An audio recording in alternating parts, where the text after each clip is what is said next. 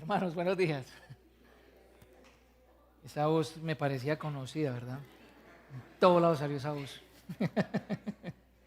¿Cómo han estado? Bien, qué bueno, me alegra mucho. Les tengo, no sé si es una buena o mala noticia, afortunada o infortunada, pero el día de hoy ya vamos a terminar nuestra serie de asuntos pastorales. Así que tómelo como lo reciba.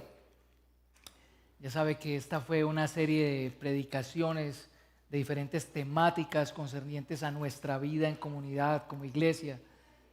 Nosotros a lo largo de estas casi 6, 7 semanas intentamos exhortarles y animarles a ver de qué manera era que nuestras vidas estaban reflejando o no a nuestro Señor. La verdad es que los propósitos de salvación que Dios tiene para nosotros es habernos dado vida, una vida nueva. Somos hechura en Jesucristo para buenas obras. Y nuestra mayor preocupación como pastores cuando estuvimos orando por esta serie era que la corriente de este mundo, que realmente es muy fuerte, no nos lleve a vivir una vida realmente alejada del Señor y sus propósitos. Pero hay un asunto pastoral más, que siempre va a ser un asunto pastoral. Es ese asunto que hace que constantemente enseñemos una y otra vez. Y es eso que constantemente enseñamos hasta que el Señor nos lleve. Es la razón por la cual hombres y mujeres de todo el mundo, en toda la historia, han dejado incluso sus vidas como testimonio de la grandeza del Señor. ¿Usted sabe cuál es ese asunto? Quisiera escucharlo. ¿Cuál es ese asunto? ¿Cuál? El Evangelio. Sí, señor, ¡ey, qué bien! O sea que han estado escuchando muy bien. El Evangelio es aquello que no solamente nos dio la vida eterna, sino que es el mensaje que nos empodera para poderla vivir hasta que podamos ver a nuestro Señor llegar por nosotros, cambiar estos cuerpitos tan sucios y corruptos y poder disfrutar de Él para siempre. Y el Evangelio es un asunto pastoral constante, porque constantemente desde el día en que fue predicado, yo diría que desde Génesis 3 en adelante, ha estado en constante amenaza. Hay una cantidad de mensajes que se disfrazan del nombre de Evangelio, engañando a muchos y alejándolos de vivir en la verdad que hay en Jesús. Son demasiado sutiles y fáciles de creer. En Colombia hay muchos, en Antioquia sí, los que quieras. Están llenando las redes y prometiéndote constantemente lo que Jesús no te prometió. Por lo tanto, el día de hoy vamos a exponer la naturaleza e importancia del Evangelio. Y tiene como ánimo, es mi oración, vamos a orar, que este mensaje pueda tenerlos a ustedes firmes en la libertad en la que Cristo los hizo libres. Y si no te consideras una persona creyente aún, que te traiga a libertad. Oremos.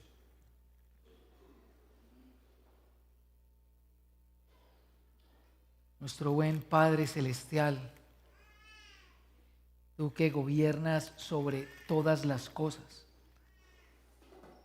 queremos hoy pedirte encarecidamente por nuestras vidas. Tú sabes cómo vienen ellas, tú sabes la cantidad de dolores que traen, tú sabes los sufrimientos que acarrean, tú sabes cuántas veces le damos vueltas a ese mismo ciclo de pecado constantemente. Nosotros hoy necesitamos tu libertad. Quizá hay muchos padeciendo no solamente de dolores del corazón, sino de su cuerpo. Probablemente hay dolores relacionales, hay conflictos. Seguramente hay pérdidas que no hemos tratado. Por eso yo quiero rogarte que hoy el Evangelio traiga un bálsamo especial para nuestro corazón y nuestra vida. Yo te clamo por esta comunidad y clamo que abras los ojos de nuestro corazón, porque yo quiero que te veamos, yo te quiero ver hoy. Yo anhelo, Señor, que tenga sentido dar la vida por ti, porque tú la diste por nosotros. Así queremos rogarte hoy, así quiero suplicarte hoy, en el nombre de Cristo Jesús. Amén. Quiero entonces que vayamos a la carta a los Gálatas, capítulo 1, versículos 6 al 10. Gálatas 1, versículos 6 al 10.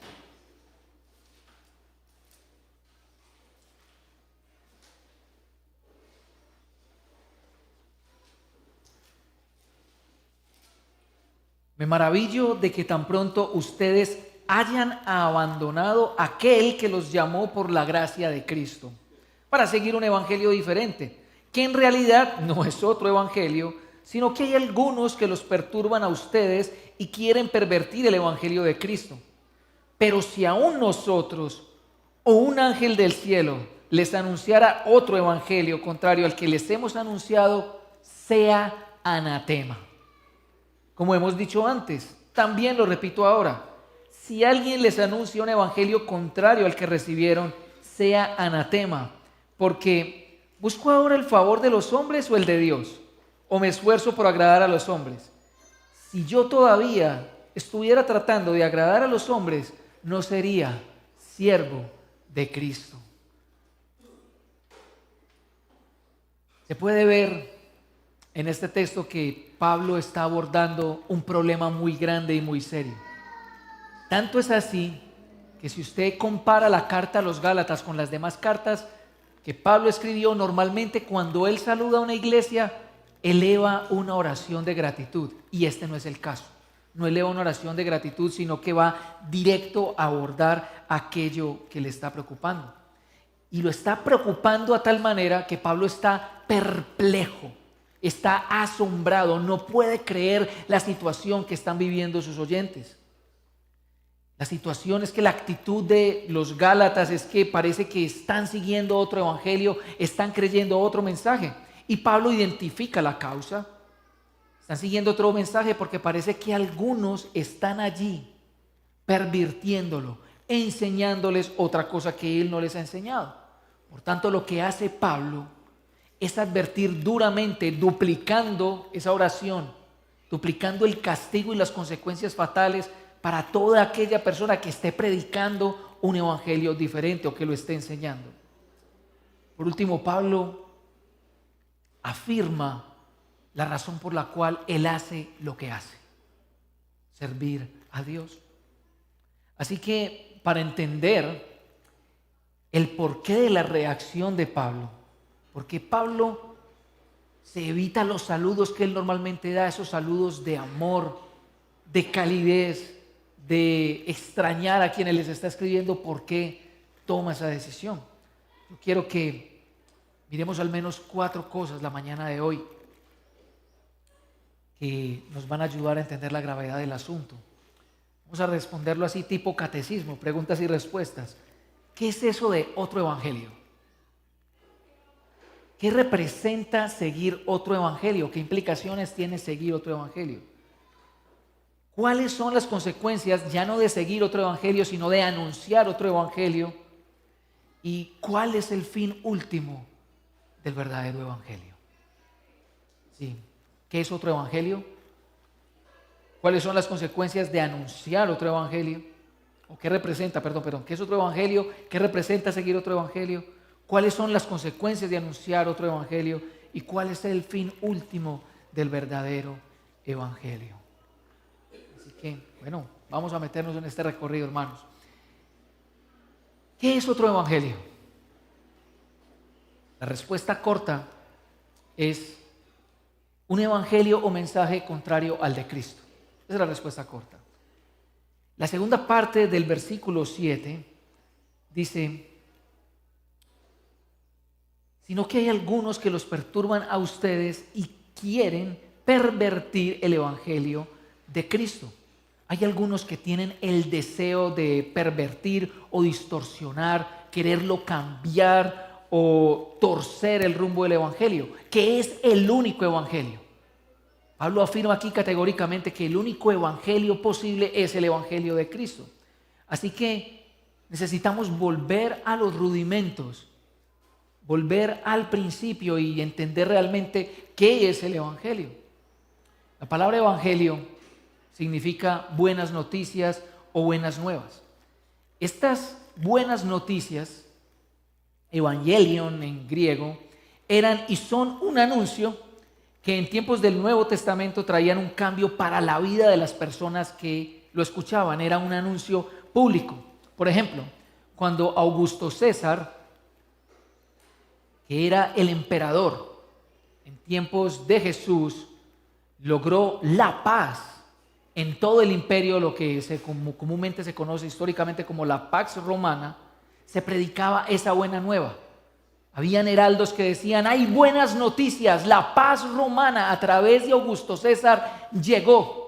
Entonces eso implicaba un cambio ahora en la vida de quienes estaban escuchando. Claro, ya no tendrían conflictos, ya no tendrían problemas, en sus límites no habría gente que los invadiera, ¿ok? Habría paz en todo el imperio romano y la gente no solamente cambiaba sus vidas, sino que respondía a ello, ajustaba sus vidas a ese mensaje. En este caso particular, recuerde que Pablo está hablando del evangelio de Cristo y Pablo está usando aquí la palabra Cristo muy intencionalmente, y esto tiene un gran significado. Vamos a leer los versículos del 1 al 5 de Gálatas para poder mirar de qué se trata. Pablo, apóstol, no de parte de hombres ni mediante hombre alguno, sino por medio de Jesucristo y de Dios el Padre, que lo resucitó de entre los muertos, y todos los hermanos que están conmigo, a las iglesias de Galacia, gracia y paz. A ustedes de parte de Dios nuestro Padre y del Señor Jesucristo, que Él mismo, el Señor Jesucristo, se dio por nuestros pecados para librarnos de este presente siglo malo, conforme a la voluntad de nuestro Dios y Padre, a quien sea la gloria por los siglos de los siglos. Amén. Este fue el saludo con el que fuimos invitados hoy a la adoración por parte de nuestro director.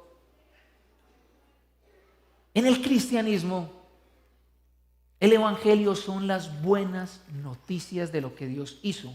Y como podemos ver en estos textos, enviando a su Hijo como Mesías ungido o escogido, eso quiere decir Cristo, para morir y salvarnos de nuestros pecados, de este mundo malo. Y esto es una obra única y exclusivamente de Dios. Y si es única y exclusivamente de Dios, entonces Dios se debe llevar toda la gloria, todo el crédito por lo que logró por nosotros a través de su Hijo. La noticia, en resumidas cuentas, es que para poder acercarse a Dios y ser reconciliados con Él, para solucionar ese problema tan grande que tiene la raza humana, que es su pecado, que lo hace enemigo de Dios, no tienes que hacer nada. Esto es una buena noticia. ¿Y qué se hace con una buena noticia?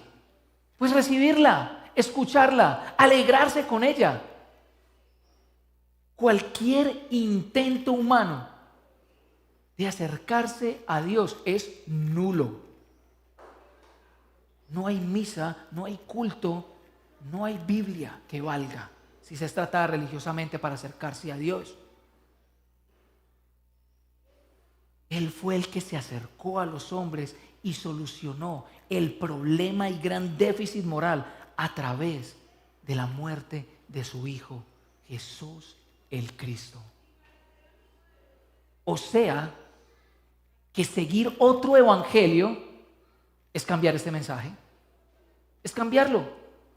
En el caso de los Gálatas, ellos están siendo persuadidos, o como dice el capítulo 3, verso 1, donde Pablo les dice: Gálatas torpes, tontos, ingenuos, ¿quién los ha hechizado? La palabra. Ellos están siendo hechizados por una corriente de judíos que, llamándose a sí mismos cristianos, decían que para ser verdaderamente parte del pueblo de Dios había que circuncidarse y guardar la ley de Moisés. Ellos estaban siendo persuadidos de ello. Dadas las cosas, entonces, a la hora de Cristo había que añadirle algo más. Y cuando tú le añades al evangelio algo más, según Pablo, ya no es evangelio. Ya se diluye, ya se pervierte, como si le echaras un ácido a esa gran noticia. ya no son noticias, ya son instrucciones y requisitos. Quisiera invitarte como creyente, porque esta carta fue escrita para creyentes. Pensemos por un momento de qué manera puedes estar hoy añadiéndole a la obra de Cristo alguna cosa más para pensar que eso te hace verdaderamente creyente. Piensa en eso, por favor. ¿De qué manera le estás añadiendo a la obra única, exclusiva y suficiente de Cristo algo más tuyo que te haga creer que eso te hace verdaderamente cristiano?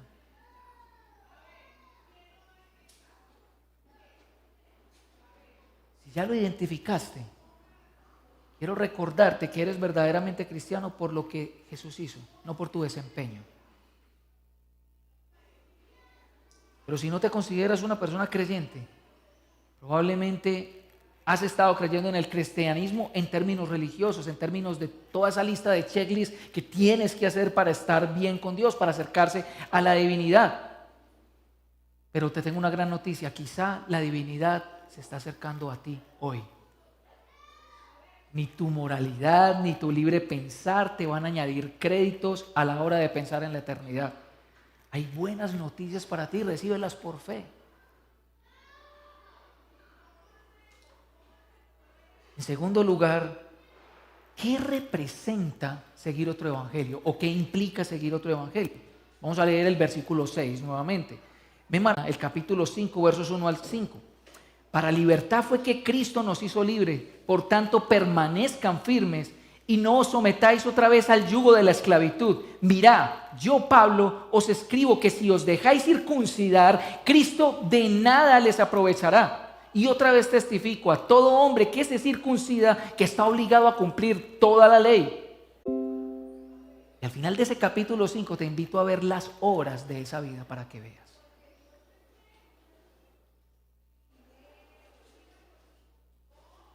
El asunto es realmente muy serio, hermanos. Es muy serio. ¿Cómo dirías que estás viviendo tu relación con Dios hoy? ¿Por amor y libertad o en miedo y esclavitud? Esa respuesta te va a indicar qué clase de evangelio estás creyendo y siguiendo.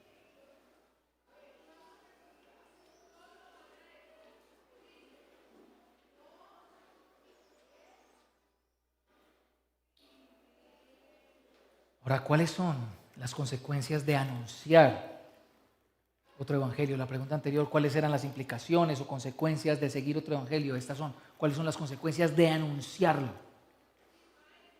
De los versículos 8 al 9.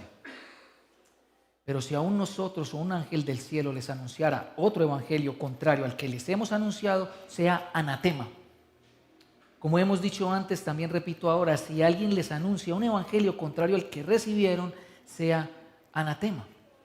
Este par de versículos, como usted lo puede ver ahí en el parrafito, casi todos lo pueden ver, parecen ser la carne de esa hamburguesa, el eje a través del cual Pablo quiere girar y centrarse.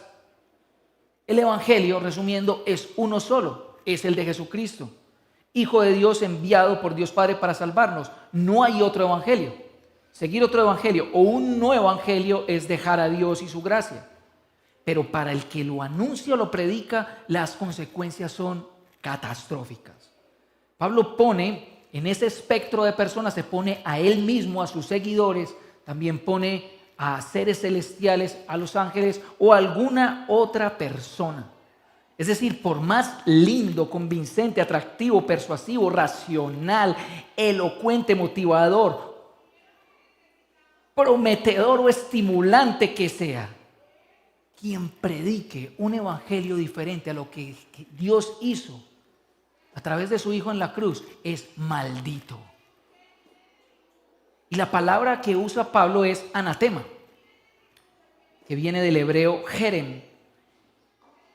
Este término es un término que se utilizaba en tiempos del Antiguo Testamento para una ciudad conquistada y de la cual no se podía dejar nada ni nadie con vida, ni siquiera guardarte parte del botín, porque le pertenecía esa destrucción a Dios mismo.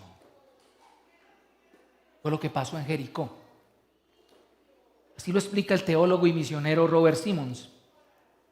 Jerem expresa el concepto teológico que toda la tierra y toda la gente es propiedad de Dios, como lo dice Éxodo 19:5. Y cuando alguna persona o algún grupo de personas tratan de independizarse de Dios, Él tiene el derecho de hacerlos volver a Él. Él de todas maneras tiene el derecho de propiedad sobre ellos y dispone de ese derecho como y cuando Él decide. Y yo sé que esto no suena muy bien. Esto probablemente usted esté pensando, esto no parece la imagen de un Dios lleno de amor y de bondad. Pero ¿sabes qué? Es todo lo contrario a lo que tú estás pensando. Porque no es posible pensar en un Dios amoroso y bueno que no sea justo. Si Dios es amor y es bueno, tiene que ser justo. Tiene que darle al que se rebele contra él su merecido. Eso es lo que está diciendo Pablo.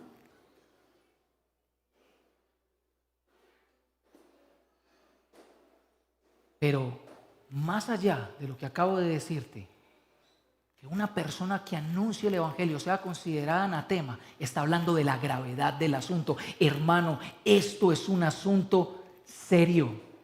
Con el evangelio no se juega. Todos los falsos predicadores de falsos evangelios tendrán que rendir cuentas por jugar con el mensaje vivo que le costó la vida al propio Hijo de Dios. Un hijo que Él entregó. Usted no se lo imagina, ¿cierto? Porque usted no se imagina entregando a su hijo a que muera por alguna persona o por alguna causa. Dios sí lo hizo. Es una muestra de amor inmensa como para pisotearla. Los que están haciendo eso, los que están predicando un evangelio diferente, lo que están haciendo es dispersar y perturbar, y no saldrán inocentes a menos que se arrepientan de esto. No saldrán inocentes. Por eso es que Pablo en esta misma carta tiene un encuentro muy fuerte con Pedro. Tiene un encuentro fuerte con Pedro. Porque Pedro está comiendo con hermanos gentiles, es decir, con hermanos que no nacieron judíos.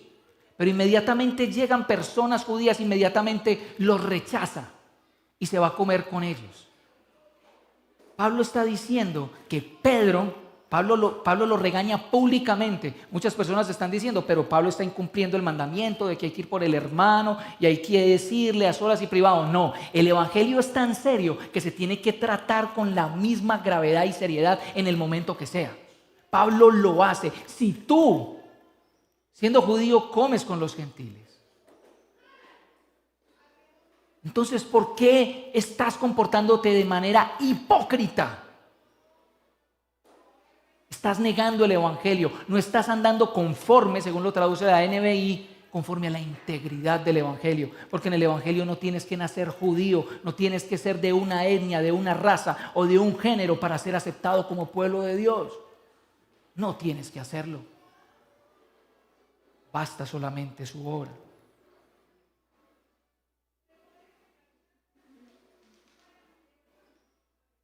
La pregunta ahora ya no es ¿qué estamos siguiendo o escuchando? Sino ¿a quién? Si realmente estás filtrando verdaderamente los mensajes que escuchas en las redes o en cualquier plataforma que haya. Mira el fin que les espera. En cuarto lugar, ¿cuál es el último fin del evangelio? El evangelio son las buenas nuevas de lo que Dios hizo para salvarnos.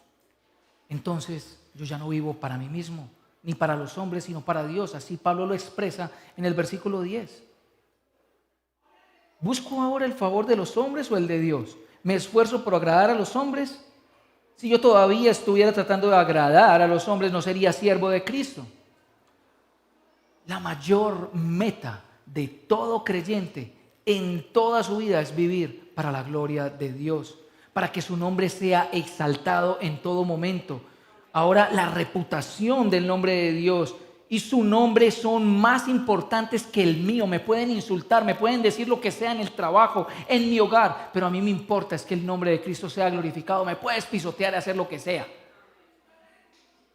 Su mensaje está por encima de cualquier academia, escuela, ideología o línea política. El creyente que vive ahora para Dios descansa en la aprobación y en el amor de Dios, no en el de los demás. Es que el amor de los demás es tan finito, tan perecedero. El elogio de un amigo te dura nada porque al otro día puede estar hablando mal de ti.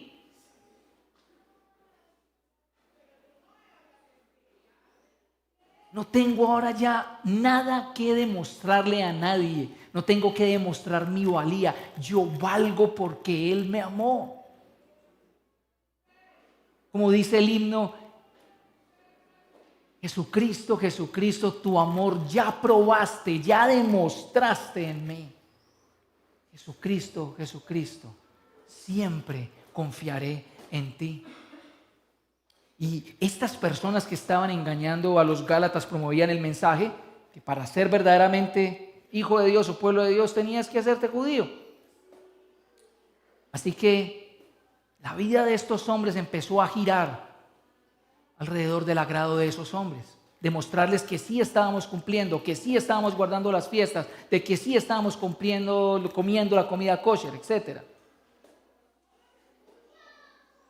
Pero como hemos visto hasta ahora, el Evangelio es completamente contrario a esto. Soy de Dios porque Él me hizo. Yo soy suyo. Capítulo 2, verso 20, con Cristo he sido crucificado y ya no soy yo el que vive, sino que Cristo vive en mí, y la vida que ahora vivo en la carne la vivo por la fe en el Hijo de Dios, el cual me amó y se entregó a sí mismo por mí. No hago nula la gracia de Dios, porque si la justicia viene por medio de la ley, entonces Cristo murió en vano. Vivimos para Dios de la misma manera que vivió Jesús, porque Él ya está en nosotros. En Él ya lo tenemos todo, no nos falta nada. Si creemos que nos falta, entonces estoy creyendo otro evangelio, no evangelio. Y es aquí donde el asunto pastoral comenzará a pasar de castaño a oscuro. En este punto será necesario exponer cuáles son esos no evangelios que son predicados hoy en día y que pervierten el verdadero evangelio de Jesucristo. Algunos de ellos han sido evidentes, pero el último de ellos sutilmente se ha insertado en la cultura a nuestra iglesia, distorsionando y pervirtiendo la integridad del evangelio. El primer evangelio es el evangelio de la prosperidad, usted lo conoce muy bien. El evangelio de la prosperidad es ese que afirma que porque Jesús se hizo pobre para hacerme rico, la evidencia de mi fe es la prosperidad económica y material. O sea, si yo soy pobre, no estoy creyendo en Jesucristo o estoy en pecado. Eso es lo que dice. No tener prosperidad es estar en bancarrota espiritual.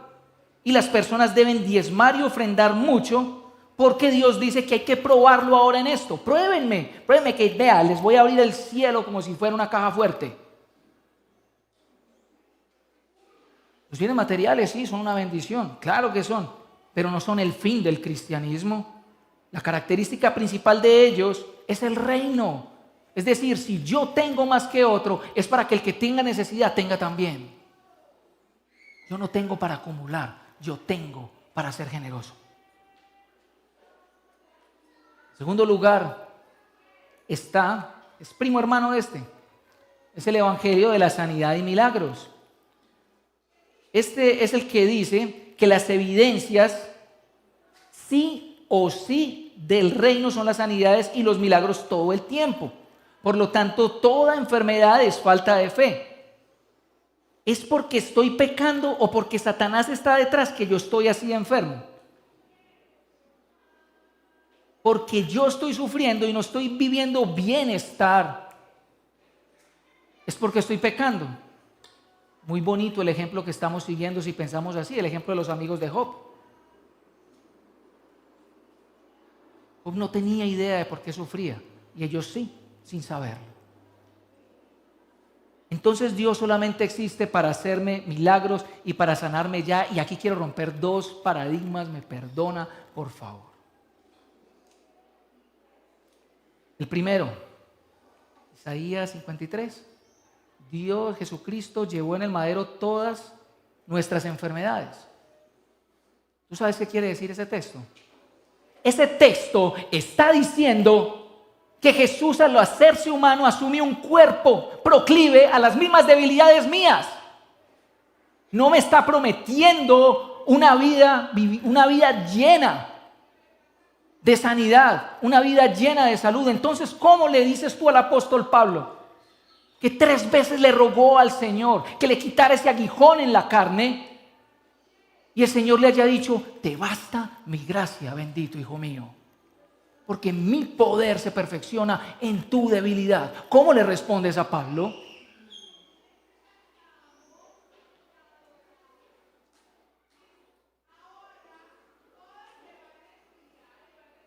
El tercer evangelio también es otro primo hermano.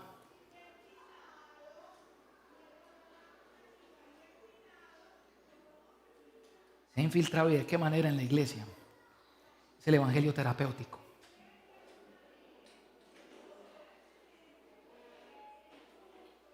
Este es uno que en el gremio cristiano dice que para ser una persona verdaderamente plena en Cristo necesita sanidad interior. Generalmente asume que solo los profesionales de la salud mental son los capacitados para sanar el alma y que los pastores solo se dediquen a orar y predicar y no más nada. Trata de reducir el mensaje de la Biblia solamente a la salvación y a la fe, ignorando que en ella también está todo el consejo de Dios y la manera en cómo Él quiere que vivamos, y lo que es mayor aún, el poder para provocar cambios profundos en nuestra vida. En la Biblia está la visión exacta de la realidad humana. ¿Sabes por qué? Adivina, adivinador. Porque es dada por la única persona perfecta en este mundo, la que lo creó. Por tanto, lo ve perfectamente, con toda nitidez. Pero quiero hacer una salvedad en esto. Yo con esto no estoy queriendo decir que la sanidad interior sea mala. Todo lo contrario. En nuestro proceso de santificación muchas veces es de gran ayuda para nosotros. Yo lo he necesitado. Yo quiero hacer esa salvedad porque quiero evitar que usted, después de esta celebración, salga diciendo que yo estoy prohibiendo la terapia y la psicología.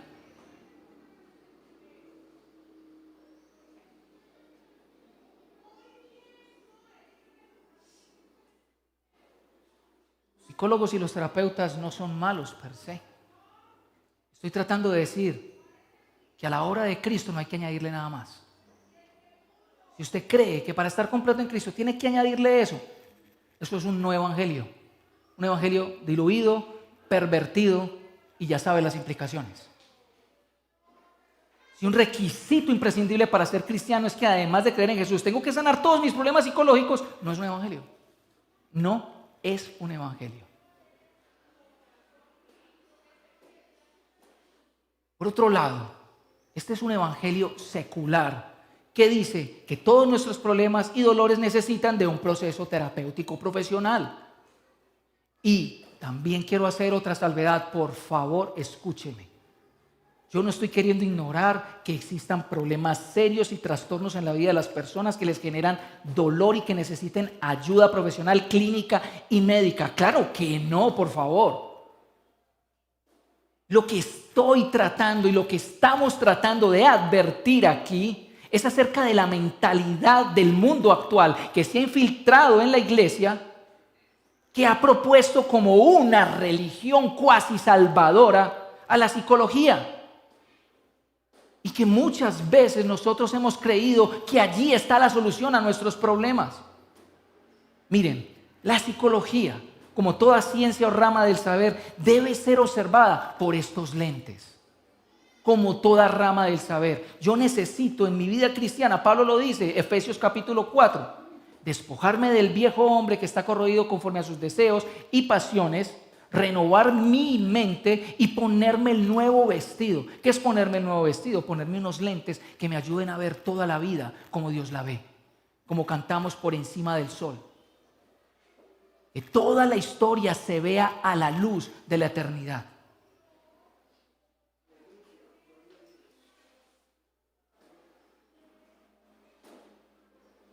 Psicología, como toda ciencia o rama del saber, debe ser observada por los lentes de la Escritura y no dando por sentados e infalibles sus presupuestos.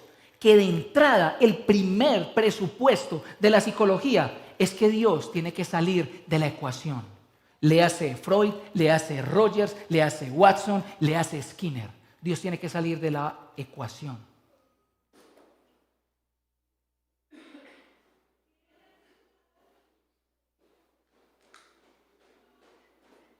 No solamente sale de la ecuación, es un invento humano, un medio placebo que se intenta el hombre para poder alcanzar su ideal más alto. Sin embargo, quiero aclarar que las observaciones, descubrimientos y algunos métodos logrados por la psicología son sorprendentes. Y pueden ser de gran ayuda, pero aún así llegan hasta un punto.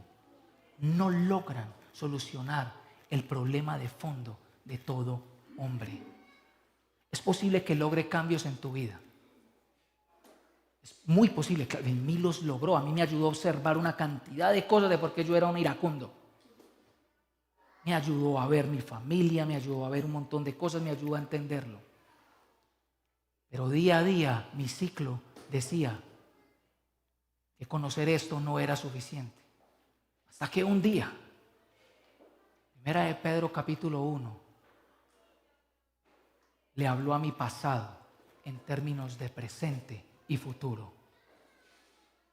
Tú fuiste rescatado de tu vana manera de vivir, heredada de tus padres. Y esto no se consiguió con cosas corruptibles como oro y como plata. No se consiguió con citas pagadas a más de 100, 150, 200 o 300 lucas. Consiguió más, con un precio más costoso, una sangre divina derramada. El día que yo escuché esa noticia, hermanos, la felicidad llegó a mi vida. La alegría llegó. Y no era un estado, era una persona. Cristo mismo.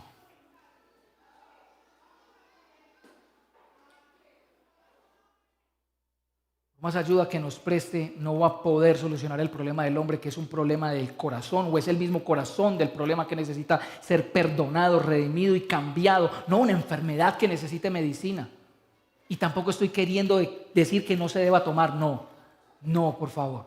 Si usted está en un tratamiento que requiere medicina, no la deje de tomar. Siga las instrucciones de su especialista, por favor. Nosotros creemos que puede ser una gran bendición que existan creyentes que ejerzan la psicología. Yo lo creo. Pues al vivir en una generación como la de hoy, que es tan proclive a buscar terapeutas y psicólogos, pues entonces tendremos una gran oportunidad de alumbrar el mundo. Pero se requiere, además de esta disciplina que estudiaste, que conozcas las Escrituras, que las comprendas, que comprendas su cosmovisión. Esto no quiere decir que cuando te sientes en tu consultorio vas a agarrar a Biblia al hermano que se pare ahí delante de ti. Pues imagínate qué vas a hacer. Estarías faltando a la ética, ni más faltado. Tener una cosmovisión bíblica de tu carrera, no solamente psicología, cualquiera, te va a ayudar cómo entender los desafíos que el mundo plantea con ella. Te va a ayudar a generar un diálogo más profundo con tu paciente, que lo va a llevar a algo más grande, al corazón de su problema, que es un problema del corazón. Por otro lado, el ya doctor fallecido y teólogo David Powlison hizo esta observación acerca de nuestra generación. Él estaba hablando de América del Norte, pero parece que eso ya se trasladó para acá. Él decía: las necesidades emocionales de la clase media en América expresan un sentido de egoísmo más lujurioso y refinado que las de antes. Quiero sentirme amado por quien soy, ser digno de lástima por lo que he vivido, sentirme íntimamente comprendido y ser aceptado incondicionalmente. Quiero experimentar un sentido de significado personal, ser exitoso en mi carrera, saber que mi vida tiene sentido, tener un impacto. Quiero ganar autoestima, afirmar que estoy bien, poder afirmar mis opiniones y deseos. Quiero ser entretenido, sentir placer en las diferentes circunstancias que deleitan mis ojos y hacen cosquillas a mis oídos. Quiero tener un sentido de aventura, emoción, acción, pasión para experimentar una vida emocionante y movida. Pero, continúa Paulison, pero en el evangelio terapéutico de hoy, la forma médica de ver el mundo está metafóricamente extendida hacia esos deseos psicológicos. Estos son definidos como un problema médico. Si te sientes mal, la terapia te hace sentir mejor. La definición de la enfermedad se deriva del corazón humano. Tú no eres el agente de tus problemas más profundos, sino simplemente una persona que ha sufrido y una víctima de necesidades no satisfechas. La oferta de una cura pasa por alto a un Salvador sin pecado. Entonces, la predicación de este otro evangelio es ahora la de un predicador coaching, que está allí en el púlpito y acumula oídos cada 8 días en Bogotá. Allá está el personaje. Y creo que los lunes o no sé qué otros días en la FM. Allá están. Entonces, ese domingo o en ese momento o en ese tiempo, en ese reel de YouTube, les está dando una dosis de entusiasmo, de ánimo, de energía positiva, predicándoles de un Jesús ahí al lado tuyo, lleno de versículos para que seas la mejor versión de ti misma. Montando contenido en redes sociales con son millones de likes y llenando auditorios, dándole a la gente todo lo que quiere oír en nombre de Jesús. Pero de la cruz, del arrepentimiento, de la gracia, del sufrimiento como algo que todo el que quiere vivir para Cristo tiene que soportar. Nada.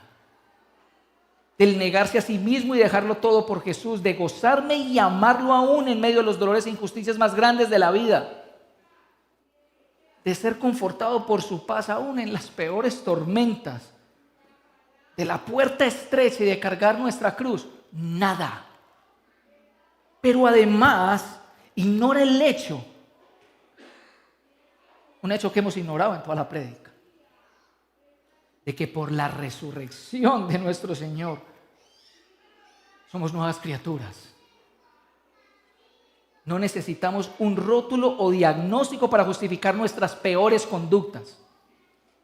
Te puede ayudar a identificar cómo es que luchas, pero no para justificar lo que la Biblia llama pecado.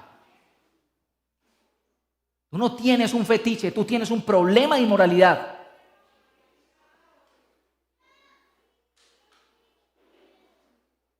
Tú no tienes cleptomanía, tú tienes un problema con el robo y debe ser tratado con toda la ayuda terapéutica que se necesite, pero se llama robo.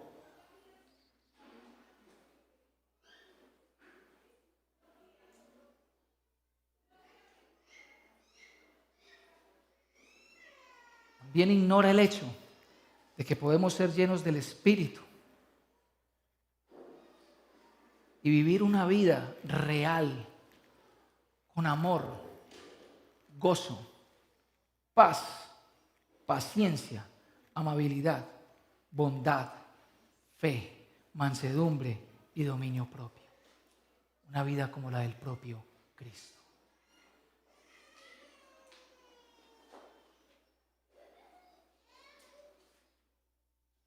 Canta este texto de Efesios, que precisamente le habla a nuestra identidad. Cada vez que inicio procesos de consejería o de acompañamiento con algún hermano, tenemos que trabajar este texto para recordarnos quiénes somos ahora. Pero esta parte del texto nos va a decir, no algo de nosotros. Mírenlo. 1:7, en Él tenemos redención mediante su sangre, el perdón de nuestros pecados según las riquezas de su gracia, que ha hecho abundar para con nosotros en toda sabiduría y discernimiento. Nos dio a conocer el misterio de su voluntad, según la buena intención que se propuso en Cristo, con miras a una buena administración en el cumplimiento de los tiempos, es decir, de reunir todas las cosas en Cristo, tanto las que están en los cielos como las que están en la tierra. Quiero saltar al versículo 20. Ese poder obró en Cristo cuando lo resucitó entre los muertos y lo sentó a su diestra en los lugares celestiales, muy por encima de todo principado, autoridad, poder, dominio y de todo nombre que se nombra, no solo en este siglo, sino también en el venidero. Y todo lo sometió bajo sus pies y a él lo dio por cabeza sobre todas las cosas a la iglesia, la cual es su cuerpo, la plenitud de aquel que lo llena todo en todo. ¿Sabes qué está diciendo esto? Que no hay nada en tu vida de lo que Jesús no esté a cargo. Amén. Claro que sí. No hay nada, no hay dolor, no hay tormenta, no hay alegría, no hay celebración, no hay enfermedad de la que Jesús no esté a cargo y no vaya a redimir. Porque nuestra vida ya no es para este mundo. En Él se reúnen todas las cosas del cielo y de la tierra. Vamos, hermanos, vamos a cantar a una voz que Jesucristo basta. Amén. Póngase de pie, vamos a celebrar esa verdad. Señor, tú eres asombroso, tu buena noticia es eso, muy buena, es maravillosa. Porque muchas veces estamos frustrados de no alcanzar las metas.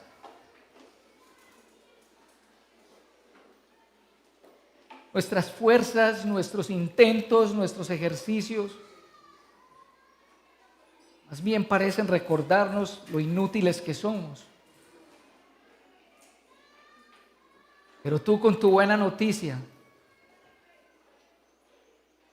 hoy nos recuerdas que la solución a nuestros problemas no está en nosotros mismos, ni en introspeccionarnos, ni en ir más allá, y más allá, y más allá. Nuestra liberación vino de afuera para cambiar un corazón